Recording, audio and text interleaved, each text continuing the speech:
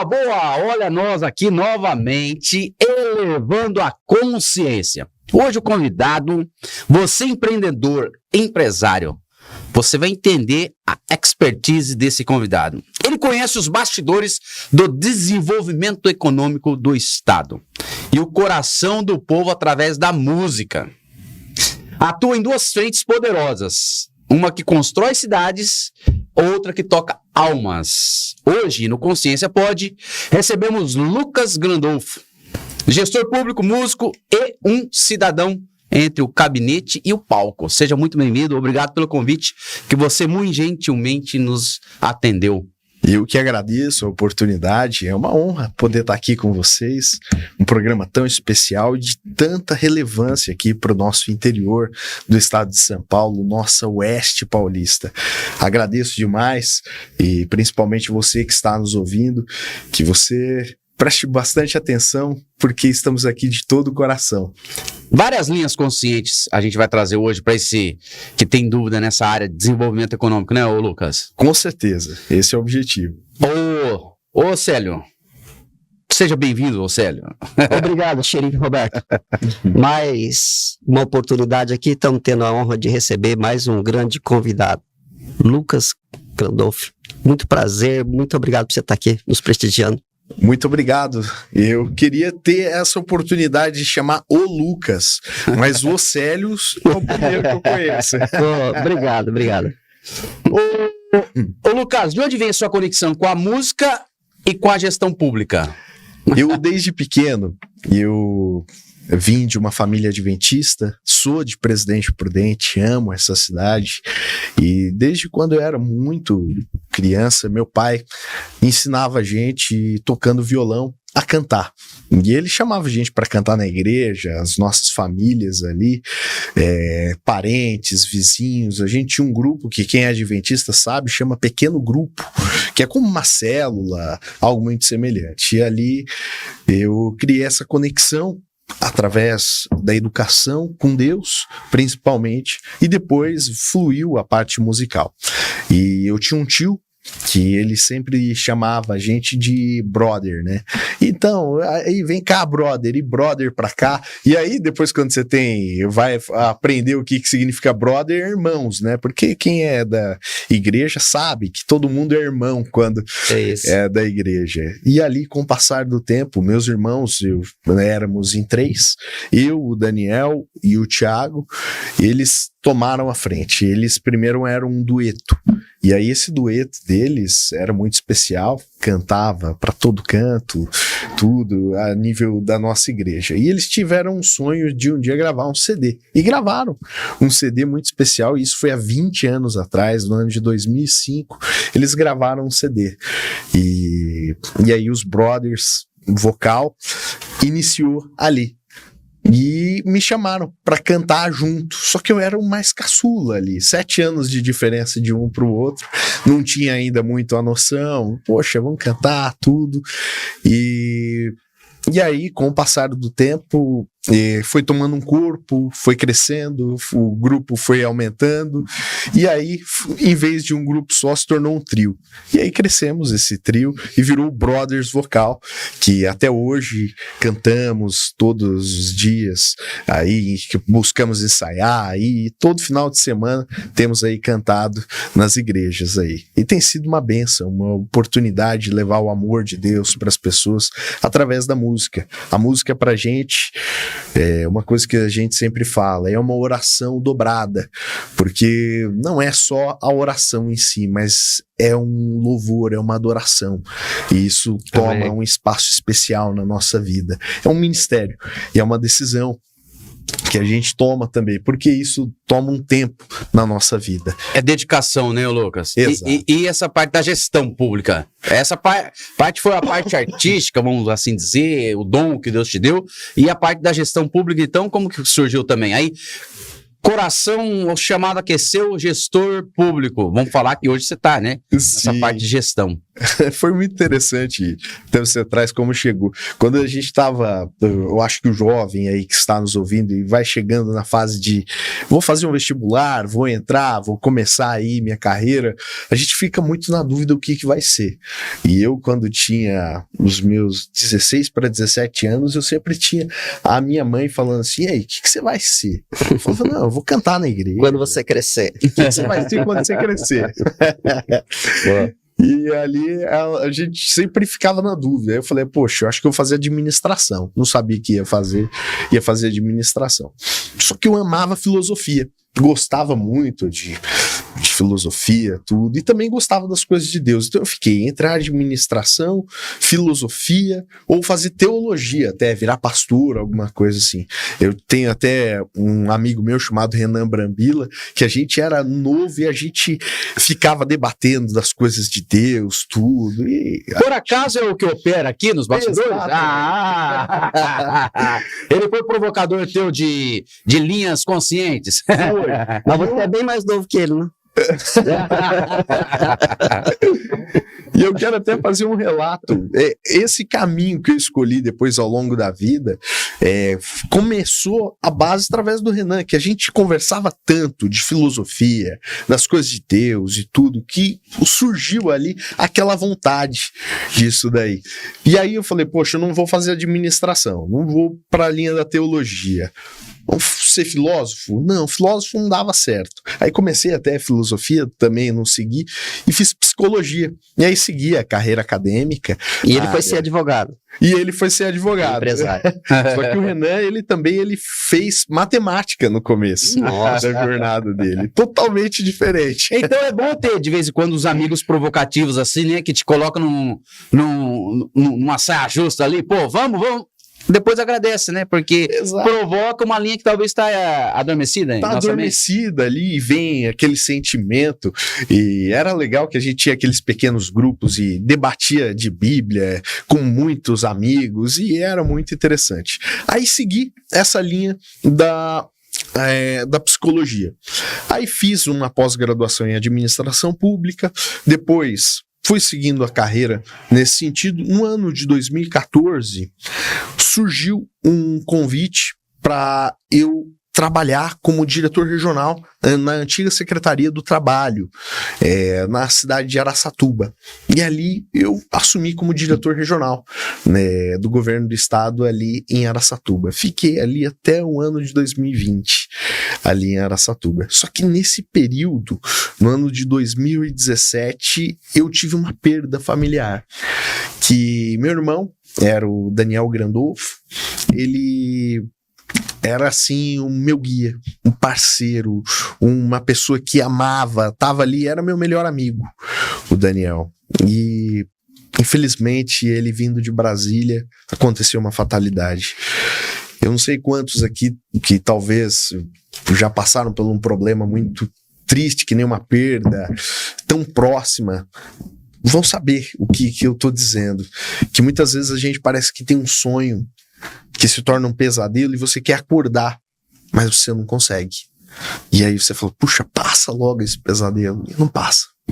E aí quando você vai ver o que aconteceu, que de fato é a realidade da vida que bateu na sua porta.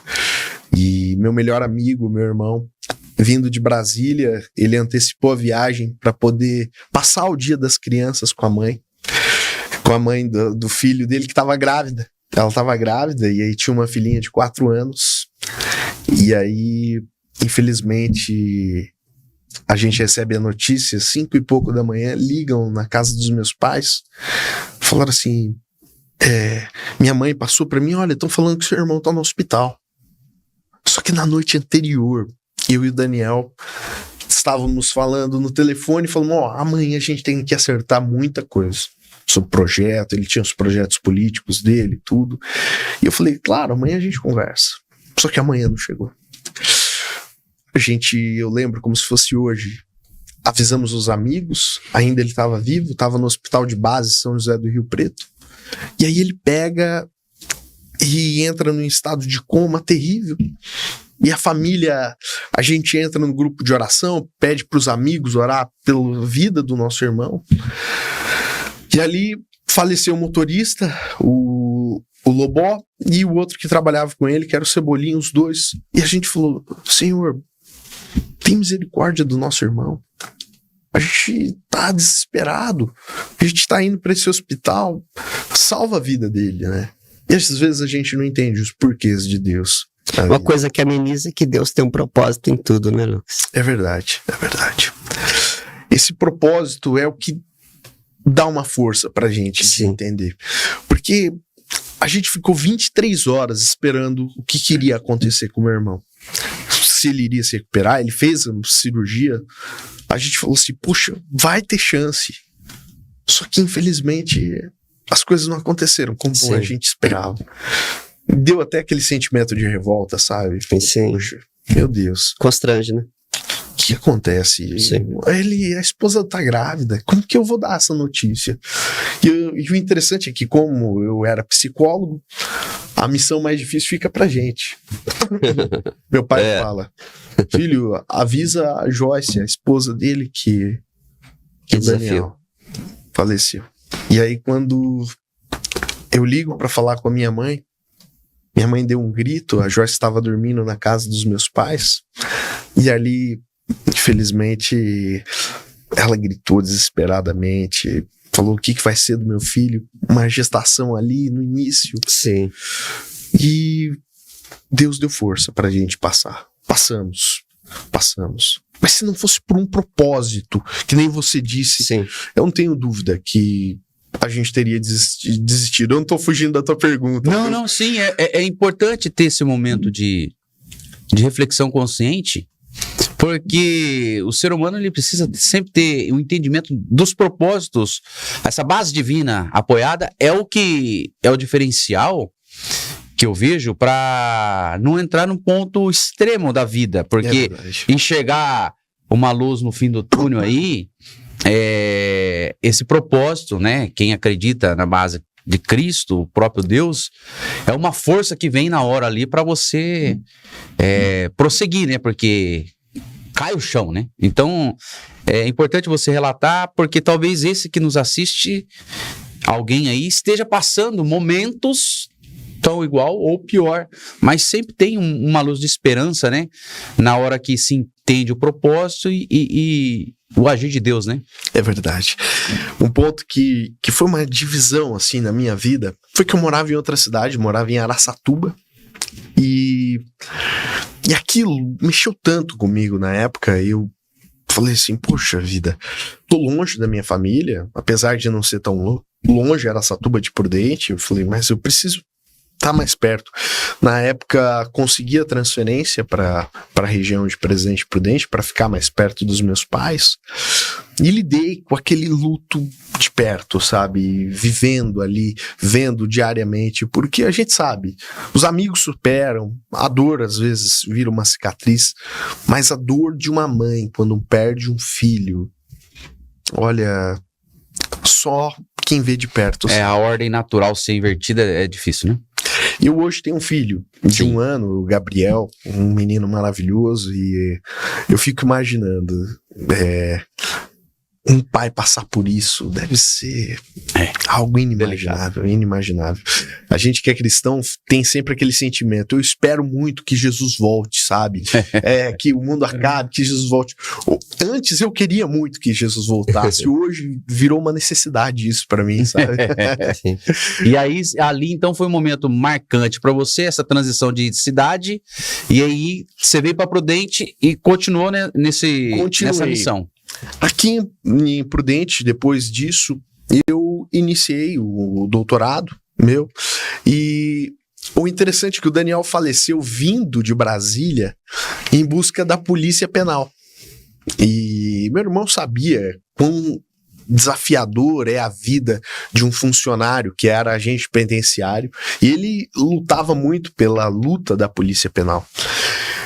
E aí foi uma forma silenciosa, sabe, de trazer a missão do meu irmão, porque o meu doutorado foi em transtorno de estresse pós-traumático em policiais penais. E foquei trabalhando nas massas de policiais penais que tanto sofrem. A nossa região, que é a região oeste paulista, é a maior concentração de unidades prisionais do Brasil. Sim. Aqui, percentualmente, pela população, é a maior concentração de unidades prisionais. E essa massa que tanto trabalha com esse pessoal, eles acabam tendo uma vida dupla. É o que a gente vai chamar disso até na minha tese, que é um processo de um complexo de prisionização, porque ele tem uma vida diferenciada dentro do presídio, que ele tem que assumir um personagem dentro da unidade prisional, e ele também tem a sua vida particular, a sua vida privada. E essa vida privada dele, muitas vezes, acaba passando para o espaço do presídio e o presídio para dentro dessa unidade. Isso torna a pessoa doente.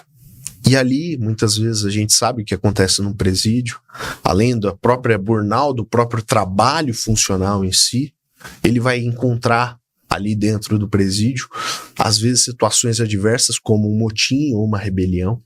E aí, como lidar diante disso? E foi através disso que... Aí você aprofundou os estudos. Que eu aprofundei.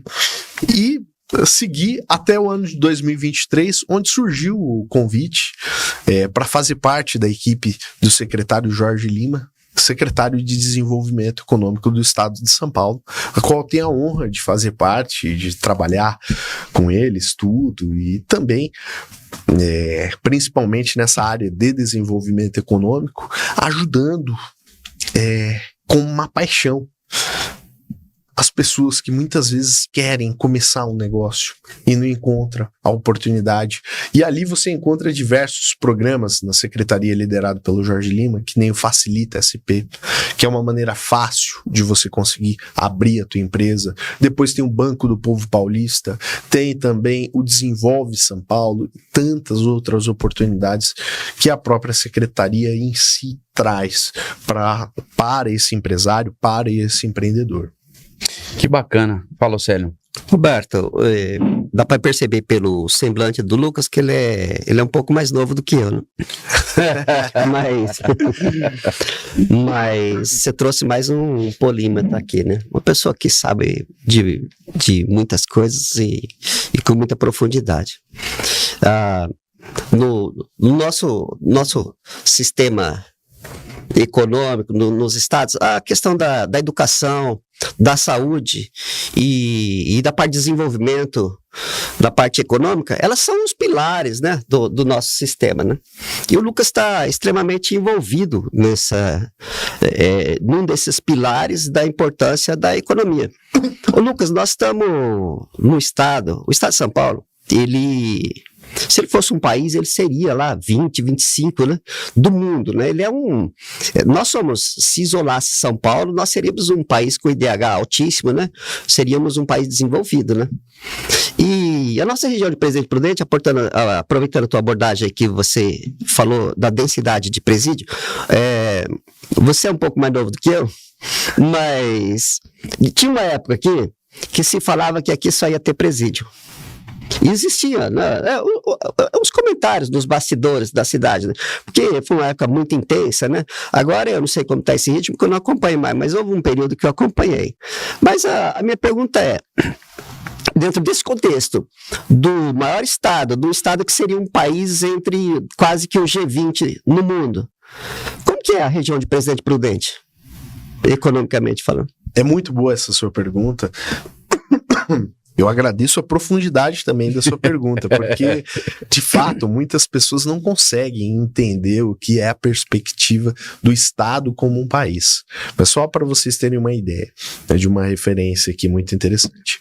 Hoje, mais de 80% do PIB do Estado de São Paulo, hoje, mais de 80%, ele vai estar da região cortando Sorocaba, Campinas ali, até São José dos Campos, até a ponta, sabe? Esse corte. Perfeito. Até a ponta. O restante, vamos aqui, a grosso modo, imaginar, 20% distribuído agora por interior. É claro que não dá para você equalizar uma Campinas uma região que nem Sorocaba, São José dos Campos, com Presidente Prudente. Mas, hoje, uma coisa que pouca gente sabe, desde o ano de 2023, o PIB, a referência dos 53 municípios da região de Presidente Prudente, nós éramos, em referência a esse 100%, representava 1,2% do PIB do estado de São Paulo. Hoje, com as diretrizes do secretário Jorge Lima e também do governador Tarcísio, já conseguimos alcançar 1,8% do PIB. Parece que é pouco, mas isso é muito. E essa equalização que a gente vem buscando conseguir alcançar uma proximidade de crescimento através de pequenos potenciais locais, que é as cadeias produtivas locais. Até um ponto muito interessante que vocês podem ver. Hoje, a gente tem um crescimento com dignidade, que a gente chama, que é um crescimento sério aqui na nossa região, em relação com foco de identidade, de inclusão econômica. Quantos aqui já ouviu falar da batata doce? É a região da batata doce. Correto. E agora ela está para conseguir o reconhecimento de cadeia produtiva local, que é no SP Produz. Que com isso a gente consegue exportar com uma efetividade maior, consegue através disso até conseguir uma visão de grandes players para poder, olha, vamos investir, quem sabe, no combustível, no etanol da batata doce e tantas outras oportunidades, tem chips e tanto, é potencializar cadeias produtivas locais. E foi isso que foi um dos projetos que a coalizão apontou, que era o desenvolvimento de cadeias produtivas, porque através dessas pequenas cadeias você consegue fazer um crescimento dinâmico da região. Então eu creio que a nossa região está no caminho certo e teremos aí uma visão de crescimento e com propósito, que é até uma frase que você falou. Eu, quando toco essa questão de propósito, eu me emociono, porque Sim. o direcionamento da vida é o propósito. E não é só numa fala simples, de uma forma geral. A nossa região precisa ter um propósito. Uma fala que o secretário Jorge Lima sempre traz é que muita gente tem síndrome de cachorro vira-lata. Sim. Acha que tá sempre, a gente é o mais pobre, a gente é os piores. Peraí, tem região pior que a gente. Tem? Vale do Ribeira. É? Sim, inclusive a região de Barretos. É. Até, eu espero que ninguém deles esteja ouvindo, mas nós vamos passar outras regiões ainda. Estamos no caminho certo de crescimento. Porque para desenvolver nós precisamos de dinheiro, de infraestrutura, de mão de obra, né? Como que é esses pilares nossos? Um ponto muito interessante que você traz é justamente a mão de obra. Como que o empresário sofre com mão de obra nesse momento no nosso país? E essa facilitação, então, você traz hoje também para a infraestrutura, treinamento de mão de obra. Exato. Temos na nossa secretaria o Qualifica SP, que ajuda a qualificar a mão de obra. Aquele mutirão também que teve início do ano aqui, como que foi? O Feirão do Emprego foi um sucesso, no sentido de conseguir pessoas para tanto a qualificação quanto para o processo de intermediação de mão de obra.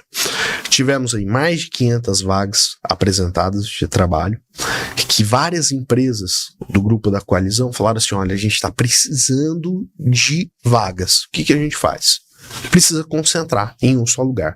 Ali a gente fazia um processo de triagem junto com a prefeitura municipal, que de fato aqui quero transmitir um abraço ao secretário Tiago Oliveira e também toda a equipe dele, que ajudou a gente a fazer uma triagem muito legal ali no Parque de Uso Múltiplo, e ali logo na sequência já tinha os estandes das empresas que já faziam a entrevista. E muitas pessoas já saíam contratadas dali. Isso foi muito positivo. Foi uma esteira de processo seletivo em menos de 24 horas. Exato. Com efetividade da carteira. Com efetividade da carteira. Ô Lucas, música e política, duas vozes, um propósito. Como que você vê? Porque sua voz está nesses dois ambientes, vai. E um propósito, que você acabou de falar muito bem aqui. Toda vez que a palavra propósito ecoa no teu ouvido aí, eu vejo que você fica animado, é a chama que te aquece, essa perda do teu irmão aqueceu mais esse propósito, e a hora que você vê também na área pública que você precisa dar acesso a empresários a atingir os seus propósitos também, eu acho que você é a ponte aí para facilitar. Como que é para você essa 2 vozes e um propósito? Eu agradeço dessa pergunta, porque propósito é o que move a vida da gente. E eu quero contar, só pegar uma linha do tempo. Após a morte do meu irmão, eu era sim da linha da psicologia, mas eu me identifiquei muito com um autor que talvez muitos conheçam, que é o Viktor Frankl. Ele foi um grande terapeuta, um grande psicólogo que foi o autor do processo da logoterapia. E aí, poxa, legal, a parte de teoria, mas eu quero focar numa coisa. Pouca gente sabe o que ele passou. Esse autor, Viktor Frankl, ele foi um autor muito especial, que ele passou pelos campos de concentração. Perdeu muitos da sua família. Mas o interessante, ele não ficou um período curto no campo de concentração, ou foi liberto, ou já morreu. Não. Ele passou. Quando eu digo passou, ele ficou 3 anos passando de um campo de concentração para outro. Ele viu familiares morrer. Ele viu pessoas íntimas morrer. Ele viu a dor de perto. E ele falou ali com ele mesmo: eu tenho um caminho. Ou eu foco nessa dor, adoeço nela e morro com essa dor, ou eu enxergo um propósito nessa dor. E ali ele começou a perceber, através da sua análise, que propósito que ele tinha. O interessante da análise dele, se você pegar qualquer livro dele, foi: a dor traz um processo de identificação de propósito. E aqui eu quero trazer para você, que talvez muitas vezes não encontrou um propósito na sua vida. Ele falou assim: as pessoas que sobreviveram ao Holocausto eram pessoas que se fixavam funcionalmente em um propósito. Eram pessoas que estabeleciam uma meta e direcionava para ela. Seja, eu vou passar disso para contar para alguém, ou até mesmo eu vou me vingar dessas pessoas, ou eu vou guardar essas informações, ou eu quero ver a minha família, mas pessoas que se fixavam a um propósito. E o sofrimento nos aproxima mais do que as alegrias, né? Exato. Esse é o grande ponto, que é entre a dor e o propósito. Ele identificou que a pessoa que sobrevivia, ela precisava de um propósito. Ao longo da vida dele, ele virou um professor acadêmico extremamente renomado, mas aí ele conheceu jovens que tiravam a sua própria vida. Agora não era o caso de pessoas que sobreviviam, era caso de pessoas que tiravam a própria vida. E o que faltava nessas pessoas? Propósito. E ali ele faz a sua base da teoria em torno da logoterapia, que é: preciso ter um propósito com a vida, preciso estabelecer um foco, uma direção, seja em Deus, seja na sua escolha pessoal. Eu quero viver pelo um filho. Muitas vezes eu vejo a minha mãe, uma frase que ela me disse, eu não esqueço, dolorida. Ela falou assim: filho, você e seu irmão Tiago se tornaram o meu propósito após a morte do Daniel. A gente precisa focar em uma coisa, se a gente quiser superar a dor. Se você quiser viver o seu processo de luto com mais facilidade, não que seja fácil, mas com menos dor. Alivia um pouco, né? Estabeleça um propósito na tua vida. É saber qual que é o teu porquê, né? Exato. Saiba o porquê disso daí. O que você quer. Então, hoje, quando você me pergunta, a música, tudo, é através dela que a gente muda o mundo real. E é através da música que a gente muda o coração das pessoas. E nesse propósito, você, como um dos integrantes do Brothers Vocals, vocês são em quantos integrantes? Tá eu e o Thiago, mas sempre todos os Sempre tem um anos coral a gente junto com vários amigos. E você tem alguns palcos que vocês foram levar a mensagem através do propósito. Uhum. Qual desses palcos aí que você pode relatar pra gente, que eu acho que um dos nossos ouvintes, ou todos os ouvintes, já deve ter visto, mas agora você vai reforçar. Qual foi? Com certeza. Eu quero aqui falar a primeira vez que nós estivemos no programa Teleton. O Teleton, ele tem um propósito maravilhoso, um propósito de consciência, do qual você ajuda de fato muitas crianças através da ACD. E a nossa doação é cantar lá todos os anos, participar desse propósito de ajudar de fato as crianças. E no ano de 2016 nós fomos convidados a primeira vez e tivemos o Daniel conosco lá. E um sonho do Daniel era que a Angelina, a filha dele, cantasse com a gente.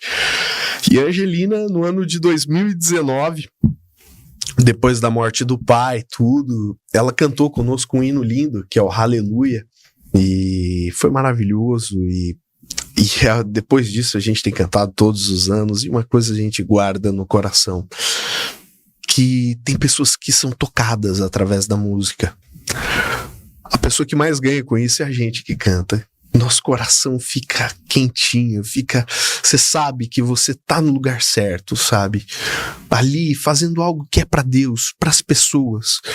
Nada é mais maravilhoso que isso, é você encontrar um propósito através da vida das outras pessoas.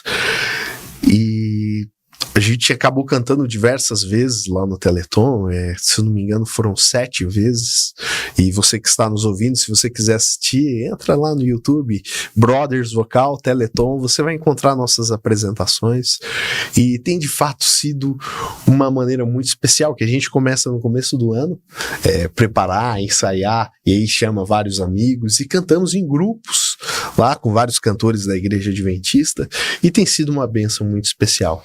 Que faz sentido a esse propósito, a tua voz na música e a voz no meio da tua função hoje, que é como gestor, levar esses propósitos, né? Com certeza. Fala, Célio. Roberto, pegando essa expertise aí de psicólogo, músico, Lucas, eu queria que você abordasse a questão da consciência e o aspecto negativo da música. Essas músicas que tem programado as nossas gerações, que tem criado tantos problemas que você sabe falar melhor do que eu. Como que você analisa isso? Olha, eu como psicólogo e particularmente como pai, eu de fato me preocupo muitas vezes com o sentido de onde certas letras têm levado a juventude hoje em dia.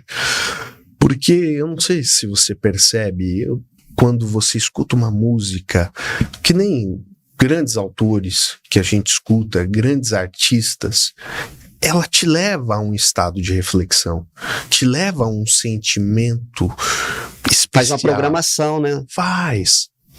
Mas quando você também escuta determinados tipos de som, também gera outro tipo de sentido. Não quero dizer que isso faça mal para você, que está te prejudicando, jovem, mas eu quero que você reflita sobre o que você acha que essa música está produzindo de benefício para você. O ponto aqui que eu quero avaliar é que benefício que a música que você escuta está produzindo em você. A gente precisa parar um pouco de só receber as coisas. A nossa mente precisa de um pouco de crivo. Crivo até mesmo às vezes de pessoas, de lugares, de situações, de músicas. A gente não é máquina.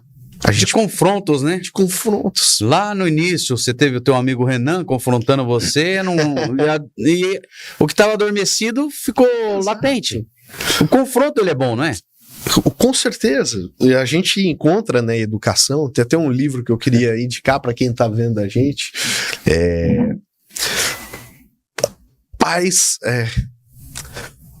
Pais Brilhantes, Professores Fascinantes, do Augusto Cury. É um livro incrível que muitas vezes traz justamente isso. Você precisa aprender a educar seu filho para a dor. E é necessário que a dor eduque muitas vezes a gente através mesmo do confronto, que nem você disse. Porque não existe aprendizado sem um enfrentamento, sem questionamento, sem dúvida. Desde a Grécia Antiga, a dúvida se torna um grande ponto para que a gente parta do princípio da sabedoria. Para que você consiga crescer, você precisa questionar. Então, que nem você disse, a questão da música. Sim. É necessário pensar para que serve? Está servindo para quê isso na sua vida? Sim. É isso. Esse feito que você teve é um dos grandes feitos aqui que está sendo na parte do desenvolvimento econômico para essa região do Oeste Paulista. Um recente agora aqui, vamos falar, a gente até conversava em bastidores, como que foi essa junção, qual foi essa ponte que você fez entre Estado, municípios, empresários, como que foi esse ajuntamento de empresários, grupos, para que facilitasse o quê? Ou seja, para aquele que está nos assistindo, aquele empresário, empreendedor, entender para que está do lado, às vezes está do lado e está esquecendo de aproveitar oportunidades que tem a ver com o propósito daquele que nos assiste, né? É verdade. Um ponto muito interessante que você traz é como que consegue essa união. De fato, não é fácil. Eu até sempre brinco, o mal se propaga por si só, mas o bem a gente tem que fazer uma forcinha.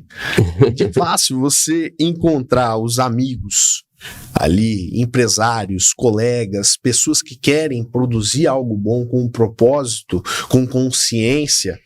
Não é fácil. É um processo isso. É um processo que não é simples. No início da gestão, o nosso secretário Jorge Lima, ele teve uma incrível ideia de montar coalizões, que são grupos de grandes empresários de cada região. Para quê? Para criar um processo de intermediação rápida com ele, de dúvida, de ações. Muitas vezes o empresário que tem um questionamento fala, poxa, eu preciso tirar uma dúvida. Ele já fala direto com o secretário no grupo do WhatsApp ali. E através desse grupo foi formado junto com a Ciesp, com a CIP, com a UEPP e com o Lidera. Um grupo onde que esses empresários se reuniam e faziam uma reunião em prol de ações para a região. Então, esse ponto de união com o empresário foi o ponto-chave desse apoio. Depois a prefeitura e o Estado, que é o poder público, vem só de brinde para ajudar de fato. Porque quando Sim. o empresário, quando a população, quando a pessoa decide trabalhar, não é esperar o que o Estado pode fazer por você, o que o país pode fazer por você. É você pensar o que eu posso fazer pelo meu país, o que eu posso fazer pelo meu espaço. E esse espaço é muito importante. E é através disso que a gente percebe a mudança.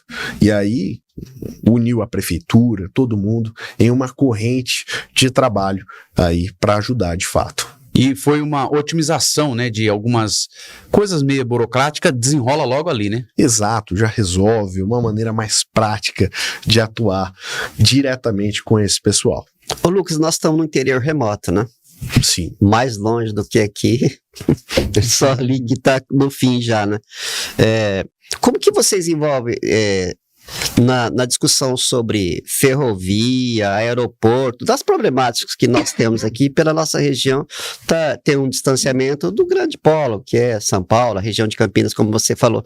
Parece que eu vi lá o secretário falando que a região de Campinas ela tem 30% do PIB.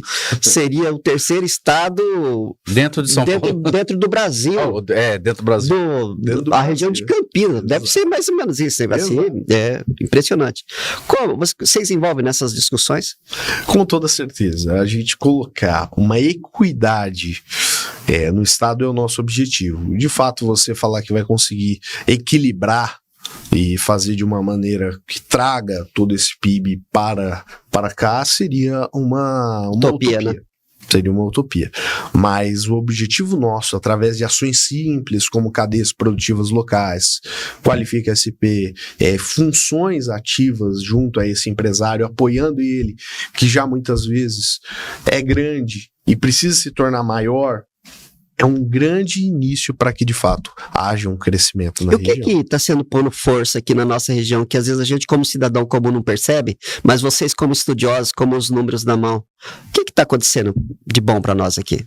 Olha, um ponto que a gente pode ver, de fato, até recentemente, tem vindo aí gasoduto, tem a questão de plano de SAF para cá, tem vários objetivos de crescimento junto com as empresas locais, e também eu quero até focar aqui nas cadeias produtivas locais. Isso é um ponto muito importante. Nós aqui em Presidente Prudente teremos várias cadeias produtivas. Talvez hoje você me pergunte, quantas cadeias que hoje eu tenho aqui em Presidente Prudente? Quantas? Nenhuma. Pô. Mas teremos. Já estamos aí articulando e está caminhando. Nós tínhamos o boi, os curtumes, tinha extrato de tomate, né? Mas isso daí tá solto, né? Não Tá solto. desestruturou. É que assim, hoje, com a realidade tecnológica até para organizar essas cadeias, hoje a ferramenta tecnológica, ela traz esse tempo, né? Um exemplo, reunir com várias figuras que decidem essa logística, temas que são impactantes, um grupo de WhatsApp, igual você bem colocou aqui, resolve coisas que antigamente era moroso. Então, você acredita que essas novas realidades aí de uma nova cadeia produtiva que possa, ou seja, saia do zero, entra oficialmente aí, uma janela de quanto tempo você acha? Olha, eu acredito, por exemplo, que dentro de um período curto de tempo, nós vamos conseguir, sim, não tenho dúvida, construir através dessas cadeias produtivas locais um trabalho sólido. Talvez um trabalho para a próxima gestão. Exato. Porque isso não é tão rápido, né? Porque, de fato, o maior problema que hoje é uma fala até do Jorge Lima é que nós temos um político que, quando ele termina o seu mandato, o que entra na sequência Já quer fazer tudo que o outro fez, ele quebra ali, quer começar. Só que ele vai precisar de 2 anos para começar a aprender, fazer, e aí ele vai perder mais tempo. A gente precisa ter também uma mudança dessa visão e criar uma continuidade a longo prazo. Sim. Esse é um dos caminhos que a gente tem visto no governo Tarcísio, tantas obras que ele está fazendo a longo prazo ali. Ele não vai inaugurar, né? Não vai inaugurar, não vai dar tempo. Mas eu te falo. Rodoanel, por exemplo, né? E por isso eu não vou fazer? Tem que ser a visão do governador, ele já desde a época da esfera federal que ele atuava, e agora, né, estadual, que é o líder maior, ele sempre foi dessa, de colocar a mão na massa e desenrolar ali, né? Exato. Pegar algo que tá... Porque, nas simples palavras dele ali, o pagador de imposto quer saber o quê? A obra começou, a obra terminou. É verdade. Seja qual gestão, A, B, C ou D, enfim, precisa se executar. Então, acho que essa visão aí, estendendo aos, né, diretores aí regionais, eu acho que é muito bem colocado através do secretário também, né, Jorge Lima, no caso. Com certeza, através do secretário Jorge Lima, através da agricultura que está sendo bem tocada aqui, também com o secretário Guilherme Piá, e também até com a gestão municipal e com os empresários, tem sido feito um trabalho sério. O que acontece a gente precisa unir forças para ter a consciência desse propósito. E a tecnologia está forte aí para ajudar isso aí, né? Com certeza. Eu ia perguntar exatamente sobre isso, Roberto. Dentro desse contexto das atribuições do desenvolvimento de vocês com esses olhos clínicos acerca do desenvolvimento, a questão da mão de obra e da tecnologia. Como que tá esses embrólios, essa complexidade da velocidade que as coisas mudam e precisa preparar essa mão de obra? Às vezes deve ter algumas áreas que não conseguem nem abastecer de mão de obra. Como que é isso? De fato, o Estado muitas vezes tem que ser provocado. O que acontece? O empresário tem que pedir. Às vezes vem de situação espontânea, olha, temos vários cursos, mas normalmente a conexão entre o aprendizado e a empregabilidade, ele tem que ter uma demanda existente, demandada, tem que ter um pedido do empresário. Mas é muito importante até destacar nisso daí da questão da tecnologia. Aqui em Prudente, tudo caminha para um TIC, que é uma cadeia de tecnologia, cadeia produtiva local de tecnologia, que vai ser muito bom. A questão de software também Por causa das universidades que tem aqui. Exato. E olha, eu acredito que a nossa região está crescendo e vai crescer ainda muito mais. E principalmente aí com um trabalho sério de competência que nem vocês têm feito através da consciência das pessoas. E um dos objetivos, até que eu sempre falo, meu trabalho é unir a técnica com a paixão e o planejamento com a alma. Construir um futuro que respeite as raízes nossas. Local. E através disso que a gente tem que alcançar os nossos objetivos. Sim. E eu vejo o propósito, o legado hoje que você quer deixar nessa tua marca, nesse tempo que você está nessa diretoria, qual que seria, o Lucas? Eu sempre falo que a gente precisa deixar um legado de vida onde que a gente passa, principalmente com o trabalho, com os recursos que Deus dá na nossa mão. Hoje, o que a gente pode fazer articulando, seja dentro do Estado, seja da música, seja da nossa vida, é entender que a nossa vida precisa tocar o coração das outras pessoas, senão não tem um sentido para aquilo que você fala que está vivendo. A gente lida constantemente com pessoas que a dor estraçalhou o coração da pessoa. Eu vindo pra cá, encontrei uma senhora que perdeu o esposo num acidente, só que ela já tinha perdido o filho único, meses antes. E aí eu te pergunto, o que fazer? Que palavra de conforto que você pode dar pra uma mulher dessa? Que tá vivendo os piores dias da vida dela ali. Eu quero falar pra você que talvez está ouvindo a gente. Se a vida te feriu em algum momento, talvez seja que você nasceu para curar alguém. Vamos tentar mudar esse propósito da tua dor hoje com o objetivo de cura. Sim. A gente tem que tocar a alma das pessoas. A dor, muitas vezes, que aprisiona o nosso coração, fecha a gente em a gente mesmo. Talvez seja até um pleonasmo redundante que eu tô dizendo, mas a gente se fecha na defesa, nossa... né? E tem, né, você cura a tua dor curando a do outro, né?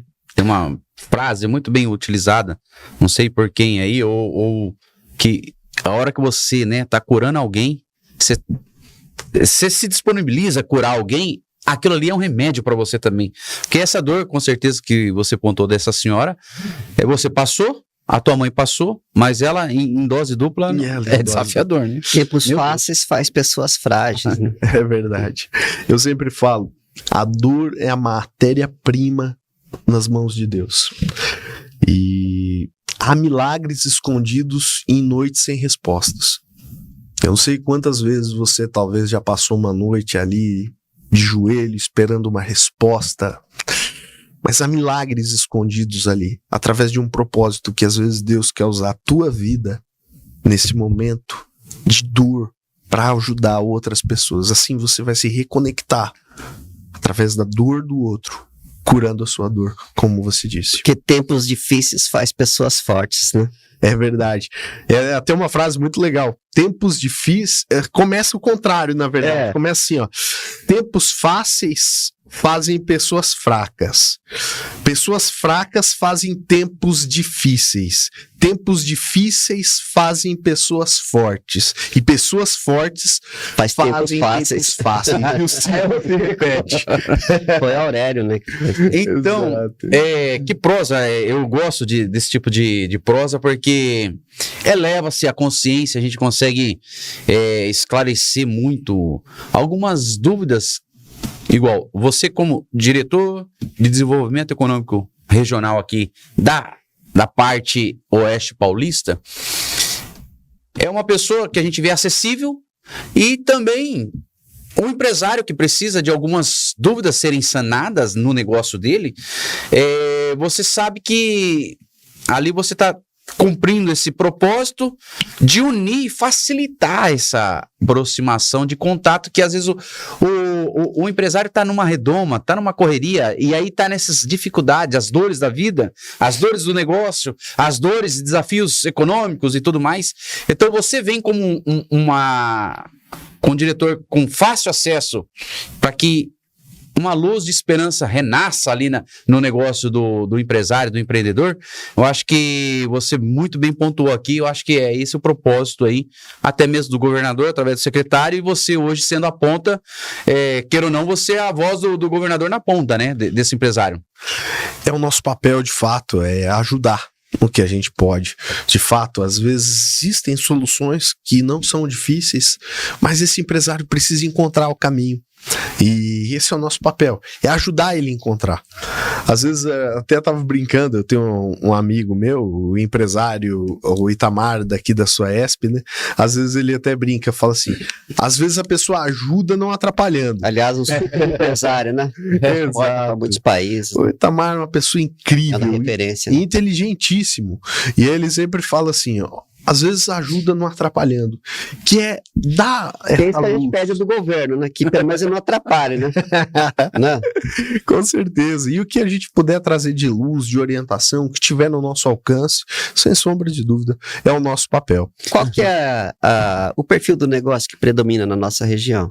Olha, nós temos uma busca de vocação da nossa região, que tem hoje o que tem um maior alcance é a questão de serviços e comércio, isso é inevitável, porém nós temos uma linha agrícola muito forte, a agricultura nossa, o agronegócio, o comércio agropecuário é uma grande realidade. Nós temos diversos, é uma situação que a gente chama de região pluriapta, pronta para um grande player que muitas vezes está nos ouvindo trazer seu investimento para cá, E que ele qual vai ser que é? muito bem recebido. Da mão de obra mais solicitada para nós? Eu vou te trazer uma resposta que você vai ficar assim surpreso. Mão de obra mais solicitada que a gente tem visto ultimamente, eu digo pelo Feirão do Emprego, vai ser a mão de obra primária, que vai ser desde pedreiro, tapeceiro e profissional na área de pintura. Não acho. Porque o pedreiro, realmente houve uma defasagem muito grande na mão de obra, né? Exato. Acho que eu vi o secretário falando sobre isso daí, a dificuldade de suprir essa demanda, né? Coisa muito difícil. E evoluiu muito, né, Lucas? Porque há 20, 30 anos atrás você tinha um trabalho muito braçal, né? Hoje você não faz a calçada se você não locar uma betoneira. Né? É verdade. Antigamente tinha que bater as maceiras. Ficou mais cara a mão de obra. Hoje Ficou mais cara. a gente vê a mão de obra de um pedreiro hoje em dia, de um pintor, é caríssimo. Você não encontra.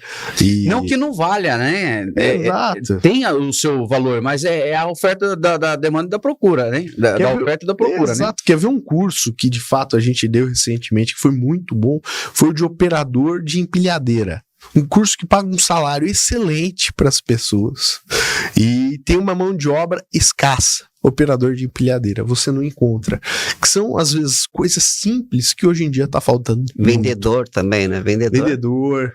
É muita gente, né? Ô Lucas, que pena que estamos indo pro finalmente. A gente aplica aqui um quadro chamado Choque de Consciência. Se você hoje fosse nominar um momento ou trazer na mente um momento aí que você teve esse choque de consciência, qual foi? Que foi como se fosse um divisor de águas. O choque de consciência da minha vida foi quando eu tomei a realidade nua e crua de que eu nunca mais iria ver meu irmão ali. E que eu não conseguiria me despedir dele como eu tinha me planejado no dia anterior, de reencontrá-lo no dia posterior.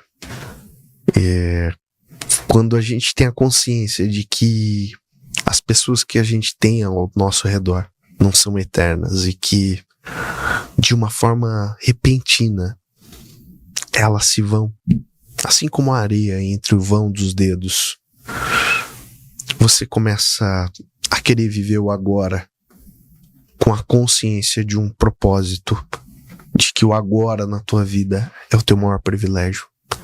de que essa pessoa que tá ali do teu lado talvez seja o momento mais importante que você esteja tendo. Não é o dia que você e ela estiverem lá nas Bahamas, em Dubai, mas é sentado na beira da calçada, tomando tereré, abraçado, conversando, ou às vezes em silêncio um com o outro, mas olhando um pro outro com o coração aberto, falando: que bom que você tá aqui. Eu sempre falo pros amigos meus: você já fez a pergunta pro teu pai, pra tua mãe? Olhou pra eles e perguntou pra eles: que lembrança você quer que eu tenha de vocês depois que vocês se forem?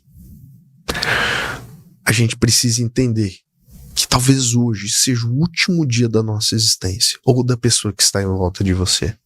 Se você não tiver atenção do logoterapia, do agora, a tua vida vai passar e você não vai tomar consciência dela. Você vai estar sempre esperando um amanhã que nunca vai chegar. Porque na realidade, o teu amanhã é o teu hoje de agora. Forte reflexão, né?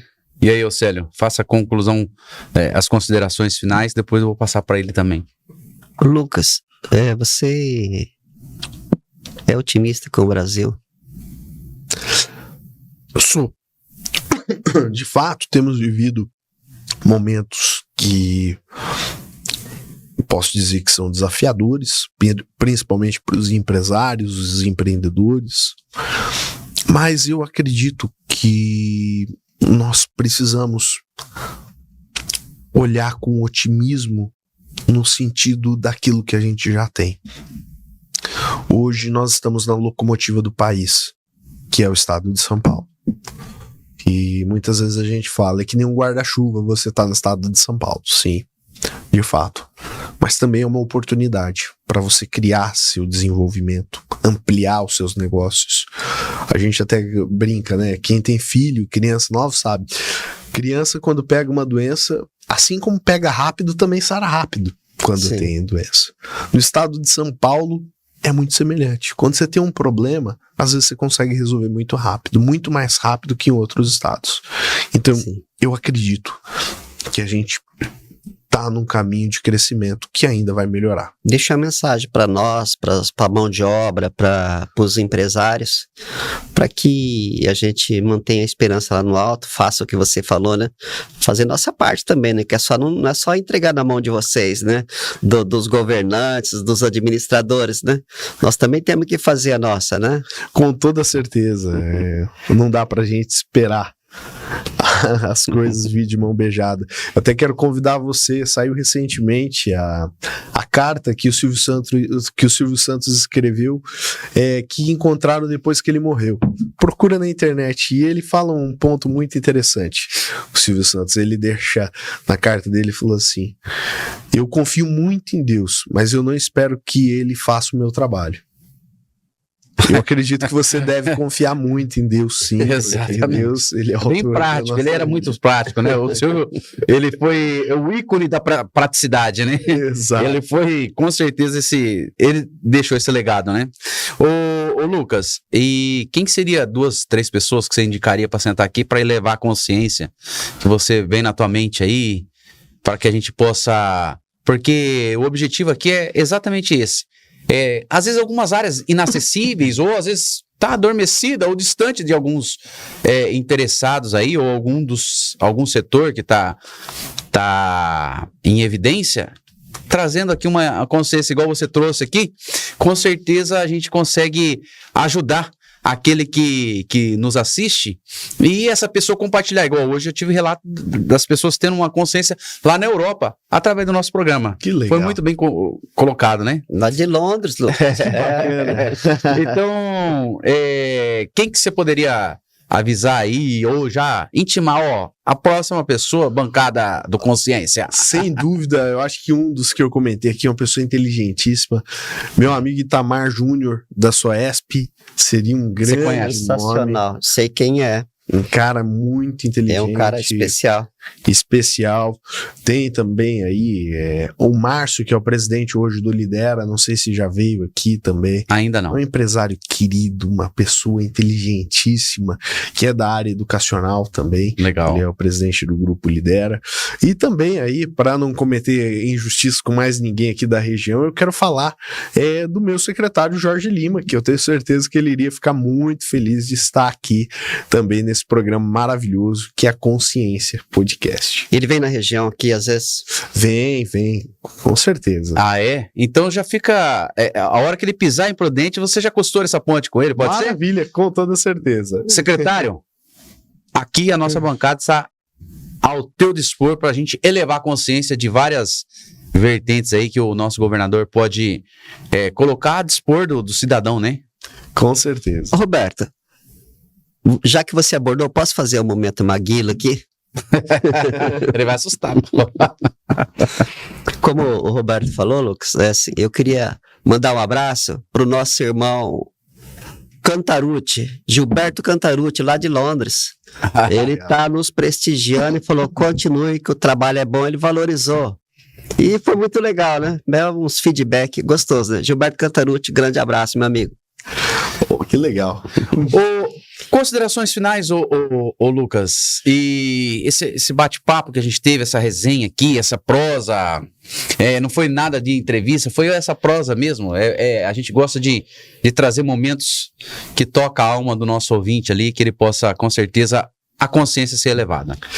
Eu quero agradecer a vocês pelo convite maravilhoso de estar aqui. Fiquei muito feliz, uma oportunidade muito grande. Eu não tenho palavras para agradecer vocês, ainda mais quando a gente toca em esses assuntos tão sensíveis nossos. Já estendo aqui o convite pro o Brothers Vocals estarem aqui, beleza? Com certeza. E eu quero deixar uma palavra para você que está nos ouvindo. Não espere estar pronto para servir. Sirva com o que você tem. A dor pode ser semente. E Deus não desperdiça nenhuma lágrima da gente. Amém. Às vezes a gente precisa passar por momentos como um crivo, como um crisol, para que a gente consiga crescer. Se permita ter esse momento de dor, mas usa desse momento para aprendizado na tua vida. Porque a dor passa, mas a experiência vai ser você que vai decidir. O David Goggins, ele fala, né? Ele aprendeu a conviver com a dor. A dor foi algo que ele submeteu a dor para ele vencer os desafios dele. É verdade. E muito bem colocado, que Paulo também fala, tem prazer nas aflições, porque ali a hora que eu sou fraco, eu digo, estou fraco ali que eu estou forte, né? É verdade. O apóstolo Paulo cita esse momento também, né? É verdade. Uma frase que eu gosto muito dentro desse contexto é: o homem que a dor não educou sempre será uma criança. Boa, bem prática. Verdade. Lucas, desde já, ou a série já concluiu? Beleza? Fechado, uma satisfação enorme de Maravilha. conhecê-lo e participar disso aqui. Lucas Grandolfo nos mostrou que é possível equilibrar gestão com sensibilidade, progresso com consciência e resultado com propósito. Entre dados e notas musicais, ele constrói algo que vai além, um legado. Siga o @Lucas_Grandolfo. Compartilhe esse episódio também com quem acredita em um Brasil com mais música, mais visão e mais consciência. E nós, com certeza, curta, comenta, compartilha esse episódio e o Consciência pode estar aqui para elevar a consciência. Porque eu sempre digo, uma mente com consciência, ele entra e sai de qualquer lugar sem ficar nem além e nem aquém de qualquer situação. Desde já te agradeço mais uma vez, e estamos esperando agora a próxima, que vai ser com Brothers Vocals. Com certeza. Muito obrigado, viu? Muito bom. Maravilha? Boa, boa!